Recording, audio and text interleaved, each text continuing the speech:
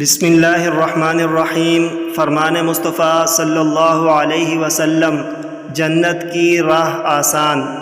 حضرت عائشہ رضی اللہ عنہا سے روایت ہے، انہوں نے کہا کہ میں نے رسول اللہ صلی اللہ علیہ وسلم کو فرماتے ہوئے سنا، اللہ عز و جل نے میری طرف وحی فرمائی کہ جو شخص طلب علم میں کوئی سفر کرتا ہے تو میں اس کے لیے راہ جنت آسان کر دیتا ہوں، اور میں جس کی دونوں آنکھیں سلب کر لیتا ہوں تو میں اس کے بدلے اسے جنت عطا کر دیتا ہوں۔